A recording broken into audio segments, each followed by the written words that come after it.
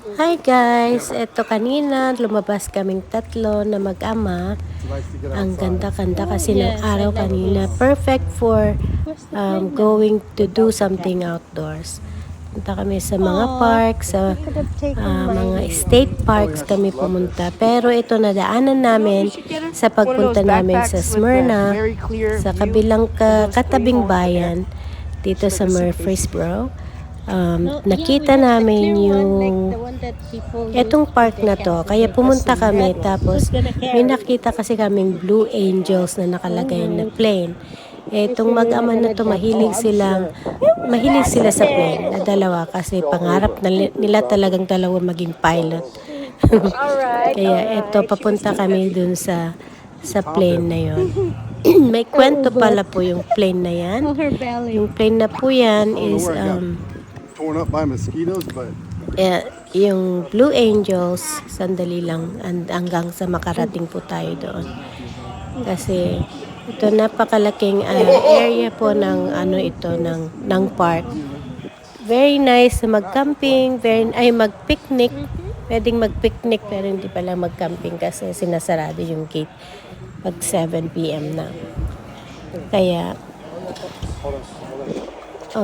nalampasan. Ayan. Ito po yung memorial ni Captain Jeff Cass. Yung ito po siya, Blue Angels captain siya, pilot.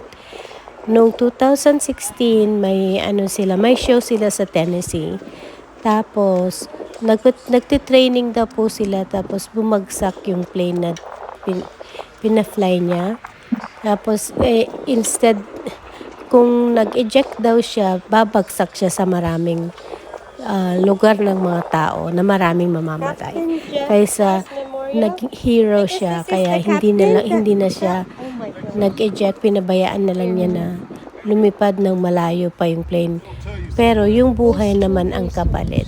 Kasi namatay po siya na kasama na pagbagsak ng plane. Kasi sinakripisyo niya po yung kanyang buhay para lang may salba ng maraming mamamayan. Kasi doon sana babagsak yung plane niya sa may mga lugar ng maraming tao. Kaso syempre, ang sinumpaan nila yung mga yan, military, na mamatay na sila, wag lang yung may salba lang nila ang karamihan. Di po ba?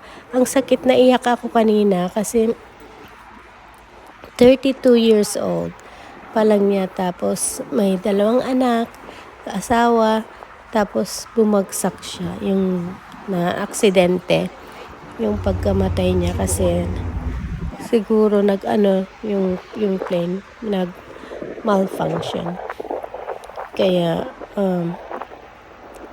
namatay po siya. It's an honor to see this.